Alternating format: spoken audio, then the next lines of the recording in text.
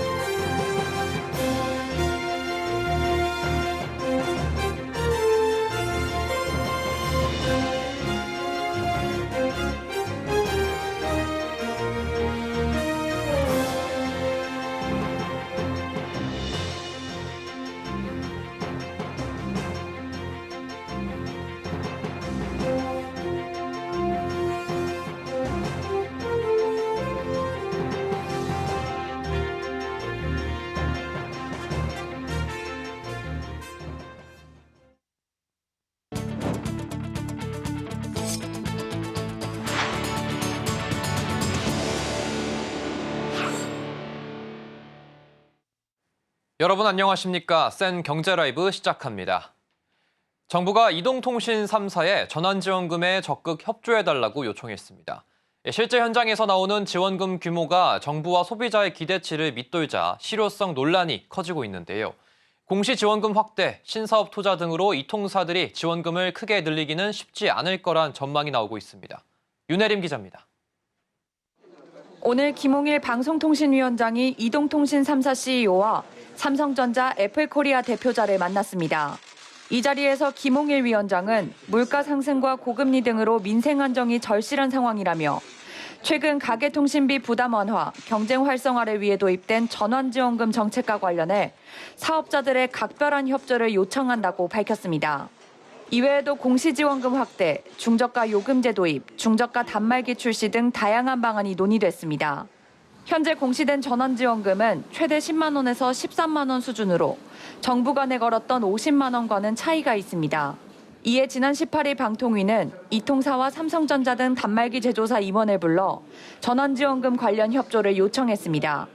또 어제 현장 점검에 나선 이상임 방통인부 위원장은 이 통사 간 경쟁 촉진을 통해 마케팅 경쟁이 활성화될 수 있는 여건을 조성하도록 힘쓰겠다며 지원금 상향을 요구했습니다. 하지만 이 통사들은 사실상 전환지원금을 50만 원 수준으로 올리긴 어려울 전망입니다.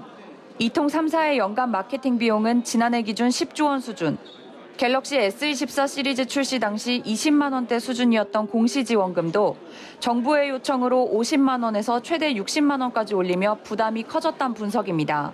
또 신규 가입자 정체 등 통신업 부진에 이 통사들이 인공지능과 클라우드, 플랫폼 등 신사업 투자에 집중하고 있어 출혈 경쟁에 적극적으로 임할 수도 없는 상황. 다만 정부의 지속적인 요구에 이 통사들도 상황에 따라 전환지원금을 상향할 가능성이 열려 있다고 밝힌 만큼 지원금 확대 폭을 두고 논의가 계속될 전망입니다. 서울경제TV 윤혜림입니다. 금호석유화학 경영권 분쟁이 박창구 회장 측의 승리로 끝났습니다. 박 회장의 조카인 박철환 전 금호석유화학 상무가 행동주의 펀드 차파트너스 자산운용과 손잡고 자사주 소각 등 표 대결에 나섰지만 세 번째 조카의 난 역시 패배로 돌아갔습니다. 김혜영 기자입니다. 오늘 금호석유화학 주주총회가 열렸습니다. 관전 포인트는 자사주 소각 안건이었습니다. 박 회장의 조카인 박 전 상무와 차파트너스가 손잡고 자사주 전량 소각 등 주주 제안을 내놨습니다. 그러나 안건이 모두 부결되며 주총 표대결에 벽을 넘지는 못했습니다. 캐스팅 보트를 쥐고 있던 국민연금을 포함한 주주들은 회사 측의 손을 들어줬습니다. 이에 회사 측은 3년 내 자사주 50%는 소각하고 남은 50%는 투자 재원으로 활용한다는 방침입니다. 금호석유화학은 미래 먹거리가 부족하다는 평가를 받아온 만큼 전기차 솔루션과 친환경 바이오 등의 신산업 경쟁력 강화에 나선다는 계획입니다. 이와 함께 차파트너스가 주주 제안으로 제시한 이사 선임안 역시 부결됐습니다. 감사위원회 위원이 되는 사회이사로 김경호 KB금융지주 이사회 의장을 추천했지만 주총을 통과하지는 못했습니다. 사측이 제시한 최도성 한동대 총장이 사회이사로 선임됐습니다. 이는 이미 예고된 결과라는 평가입니다. 앞서 양대 글로벌 의결권 자문사인 ISS와 글래스 루이스는 박 전 상무 측의 주주 제안에 반대 의견을 냈습니다. 한편 박철원 전 상무는 2021년 주총에서 자신의 사내이사 선임안을 직접 제안했다가 실패해 해임됐고 2022년에도 이익 배당과 사회이사 선임 등을 제안했지만 완패했습니다. 이어 올해까지 세 번째 고배를 마시게 됐습니다. 서울경제TV 김혜영입니다. 고금리의 부동산 경기 침체가 계속되면서 부동산 PF 대출이 국내 경제의 뇌관으로 꼽히고 있습니다. 지난해 12월 말 기준 부동산 PF 대출 규모와 연체율이 모두 상승하며 우려가 커지고 있는데요. 금융당국은 사업성이 낮은 PF 사업장에 대해 구조조정에 속도를 낸다는 계획입니다. 이연아 기자입니다. 금융당국이 공개한 지난해 12월 말 기준 금융권 부동산 PF 대출 잔액은 135조 6천억 원. 같은 해 9월 말과 비교해 1조 4천억 원 늘었습니다. 업권별 PF 대출 증감 규모를 살펴보면 은행에서 1조 8천억 원 증가했는데 5년 만에 최대치입니다. 증권은 1조 5천억 원 더 늘었습니다. 반면 보험과 상호금융은 각각 1조 3천억 원, 3천억 원 감소했고 저축은행과 여신전문이 각각 2천억 원 줄었습니다. PF 대출 연체율은 지난해 12월 말 기준 2.7%로 같은 해 9월 말 대비 0.28%포인트 올랐습니다. 지난해부터 연체율이 꾸준히 늘고 있는데 1년 전과 비교하면 1.51%포인트 뛰었습니다. 연체율 상승폭이 가장 큰 업권은 저축은행으로 9월 말보다 1.38%포인트 오르며 총 연체율이 6.94%를 기록했습니다. 저축은행 사태 이후 12년 만에 가장 큰 상승폭입니다. 고금리와 부동산 경기 침체가 장기화되면서 전 금융권의 부동산 PF 대출 부실로 이어진 것이란 분석이 나옵니다. 금융당국은 금융권, 건설업계 리스크 전이를 막기 위해 PF 사업장 옥석 가리기에 속도를 낸다는 계획입니다. 금융감독원은 어제 서울 여의도 주택건설회관에서 금융권, 건설업계 간담회를 열고 본격적인 PF 정상화 계획을 예고했습니다. 당장 다음 달 PF 사업성 평가 기준과 대주단 협약 개정안 발표를 준비하고 있고 이르면 5월 개정된 협약을 적용한다는 계획입니다. 금융권 의견뿐만 아니라 국토부 등과 함께 이제 건설업계 의견도 듣도록 하고 거기에서 이제 저희가 필요한 의견 수렴 과정을 거쳐서 5, 6월 정도 마련한 그 방안들이 이제 실제 집행이 되고. 금융당국은 사업성이 낮은 사업장은 경매, 공매 등을 통한 정리, 재구조화를 유도해 구조조정에 속도를 낸다는 계획입니다. 다만 총선 이후 PF 위기에 노출된 건설사들의 줄도산에 대한 4월 위기설에 대해서는 현실화될 가능성이 극히 낮다며 선을 그었습니다. 서울경제TV 이연아입니다. 저축은행 업권이 지난해 6천억 원에 달하는 손실을 기록하면서 9년 만에 적자로 돌아섰습니다. 이번 적자 전환은 부동산 PF 관련 충당금 적립 규모가 크게 늘어난 탓입니다. 이에 금융당국은 저축은행의 연체 채권을 정리하는 등 관리 강화에 나선다는 방침인데요. 이 저축은행 업계에서는 매각보다 제도 개선이 시급하다는 목소리가 나옵니다. 김도화 기자의 보도입니다. 오늘 금융감독원이 발표한 저축은행 영업실적에 따르면 지난해 순손실은 5,559억 원으로 집계됐습니다. 당기순이익이 전년 대비 135%가량 쪼그라들면서 9년 만에 적자를 기록한 겁니다. 연체율도 6.55%로 전년 대비 3.14%포인트 급증했습니다. 전년도 연체율 상승폭과 비교하면 무려 4배 가까이 치솟은 겁니다. 고정이하 여신 비율도 전년도 상승폭의 5배를 뛰어넘는 7.72%를 기록했습니다. 가계대출 연체율은 5.01%로 전년 대비 0.27%포인트 소폭 상승했지만 기업대출 연체율이 8.02%로 전년 대비 5.12%포인트나 급등했습니다. 저축은행업권의 적자 규모가 확대된 주요 원인에는 이자 비용 증가와 부동산 PF 관련 충당금을 대폭 늘린 영향이 큽니다. 지난해 이자 비용은 5조 3,508억 원으로 전년 대비 83.3% 증가했습니다. 또 부동산 PF 리스크에 대비한 대손 충당금 적립률은 113.89%로 법정 기준치인 100%를 초과해 적립했습니다. 저축은행업계는 지난 2011년 저축은행 사태와 비교해 현재는 충분히 관리와 대응이 가능한 수준이라고 밝혔습니다. 저축은행중앙회는 어제 기자간담회를 통해 자산 건전성이 악화했지만 충당금과 자기자본 비율 등을 감안하면 이 정도 충격에 대한 흡수 능력은 있다고 강조했습니다. 다만 저축은행의 건전성 관리를 위한 연체 채권 매각과 관련해서는 당국과 의견이 엇갈리면서 진통이 예상됩니다. 금융당국은 저축은행이 PF 부실 채권을 적극적으로 정리하지 않고 있다며 압박하고 있는 가운데 업계는 현재 시장 가격 차이가 크다며 제도적 완충 장치가 선행돼야 한다고 요구하고 있기 때문입니다. 서울경제TV 김도하입니다. 오영주 중소벤처기업부 장관과 조태열 외교부 장관이 오늘 여의도 중소기업중앙회에서 김기문 중소기업중앙회장을 비롯한 수출 중소기업 대표들과 만나 중소기업의 수출 애로 해소와 글로벌 시장 진출 원활화 방안을 논의했습니다. 김기문 중기중앙회 회장은 전 세계 167개 제외공간이 중소기업 해외 영업사원이 돼 우수 중소기업 제품을 적극 홍보하고 글로벌화를 지원해달라고 주문했습니다.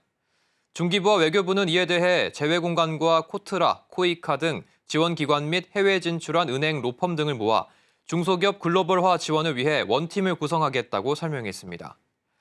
오영주 중기부 장관은 중소기업 지원기관이 협업하는 시스템을 구축해 중소기업 글로벌 진출을 지원할 체계를 마련할 계획이라고 말했습니다. 조태열 외교부 장관은 우리 제외공간이 중소기업의 영업사원이라는 생각으로 해외 현장 중심의 지원을 강화하겠다고 밝혔습니다. 한편 이날 중기부와 외교부 중기중앙회는 해외 시장 정보 교환, 세미나 개최 협조 등 수출 중소기업 지원을 강화하기 위한 3자 업무 협약을 체결했습니다. 서울디자인재단이 동대문 디자인플라자 개관 10주년을 맞아 주말까지 풍성한 체험 행사를 진행합니다. DDP의 숨은 이야기와 공간을 볼 수 있는 스페셜 투어 DDP 낮과 밤 행사가 주 야간 운영됩니다. 주간에는 DDP의 건축적 의미와 일대 역사를 탐험하는 투어가 진행되고 야간에는 불 꺼진 DDP의 공간을 탐색하는 투어와 함께 잔디마당에서 별과 달을 관측하는 프로그램을 진행합니다. 디자인 스토어에서 판매하는 상품을 추첨해 가져갈 수 있는 1,000원의 행복 이벤트가 열리고 21일부터 한 달간 디자인 마켓 입구에 마련된 포토존에서 특별한 사진을 촬영할 수 있습니다. DDP 10주년을 기념하는 대형 생일 케이크와 접시, 스푼 등으로 꾸며진 빅어처 조형물은 SNS용 기념 촬영을 위한 배경으로 활용할 수 있습니다. DDP 방문 인증샷 명소인 동굴계단에는 레드카펫도 장식됩니다. 이외 온라인에서는 개관 10주년을 기념해 국내 유명 디자이너들이 제작한 한정판 NFT 총 1,000개를 무료로 배포합니다. 멀티플렉스 영화관이 생존 전략을 다시 짜고 있습니다. 영화 상영 본연의 기능을 강화하면서도 한편으론 전시회나 콘서트를 볼 수 있는 복합 문화 공간으로 진화하고 있는데요.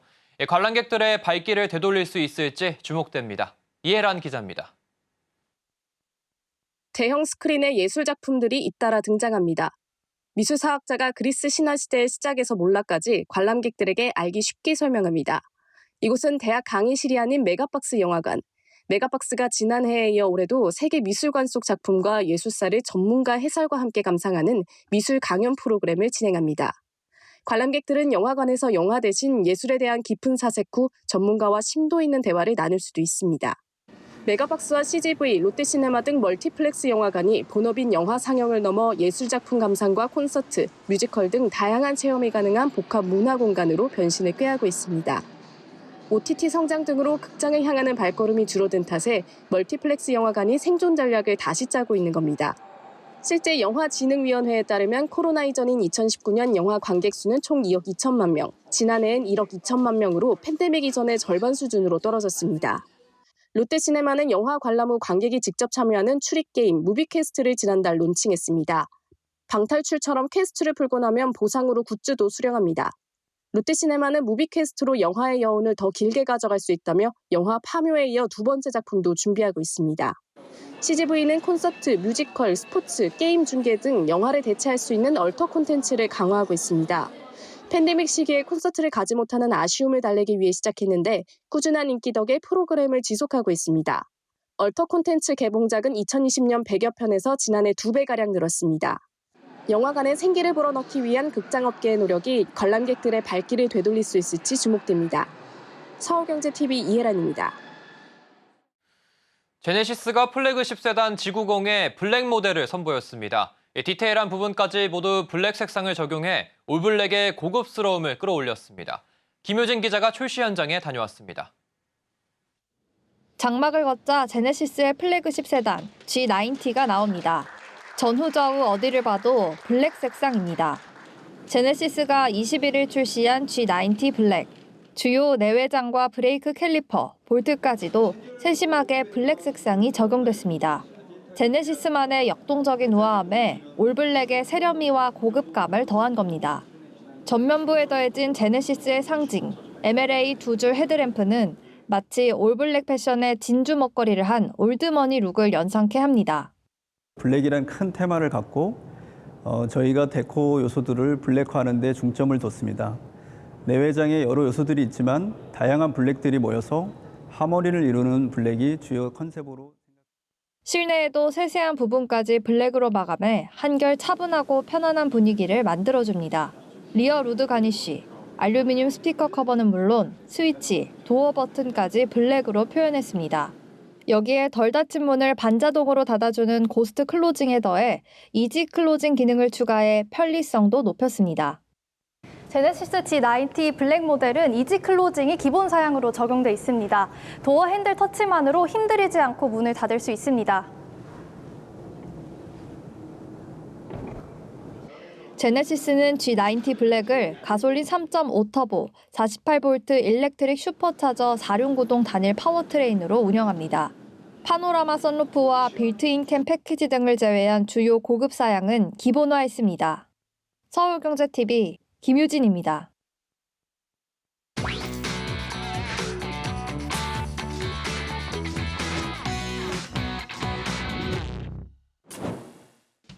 카카오가 무료 이모티콘을 미끼로 광고 문자 끼워 팔기를 했다며 여론의 문매를 맞고 있습니다.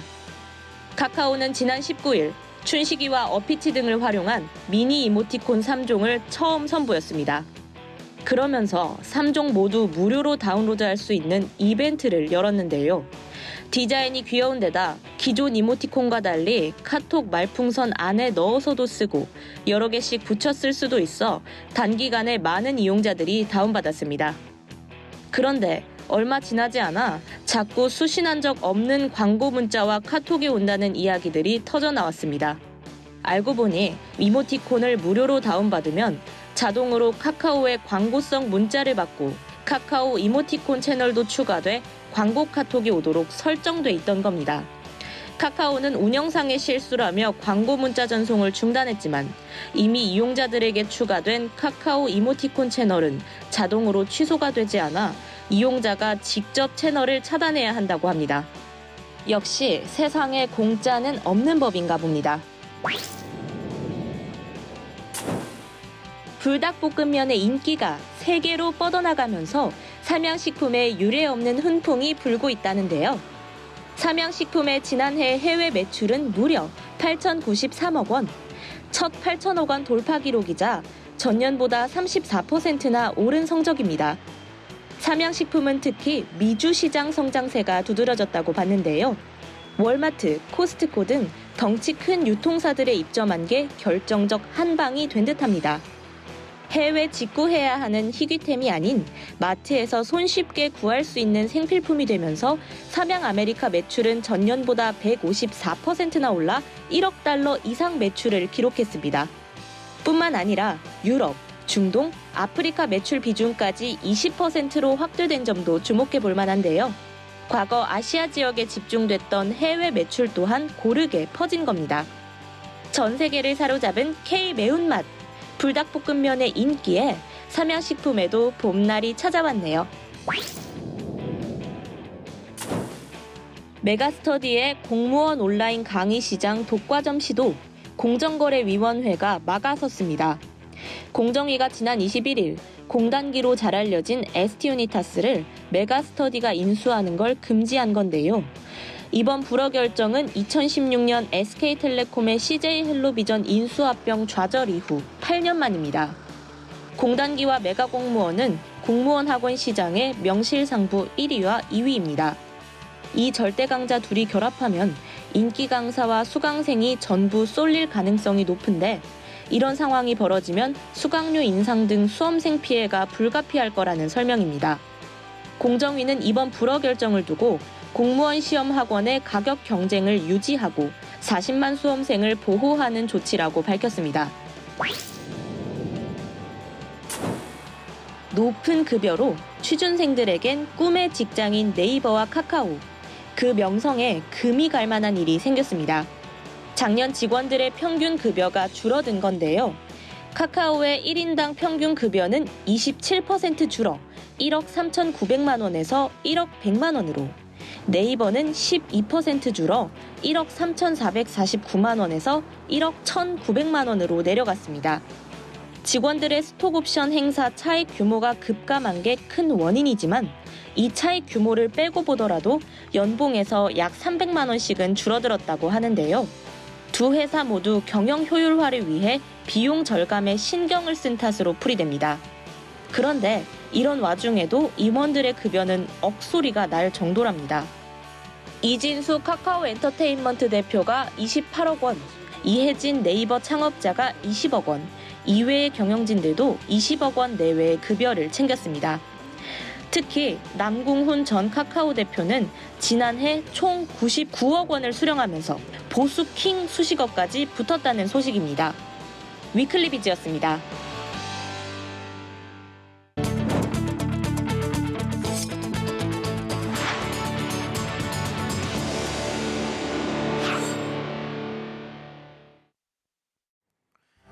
최윤번 고려아연 회장이 대표이사직에서 물러났습니다.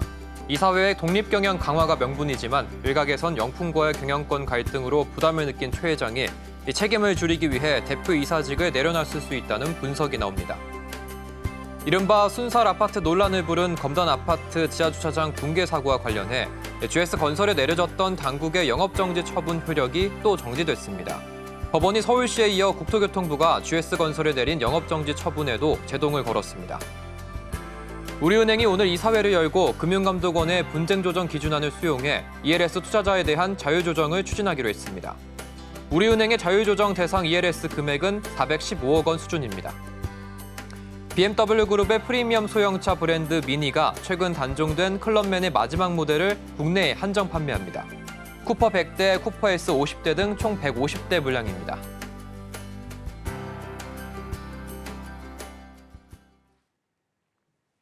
이상으로 센 경제라이브 마칩니다. 함께해 주신 여러분 고맙습니다.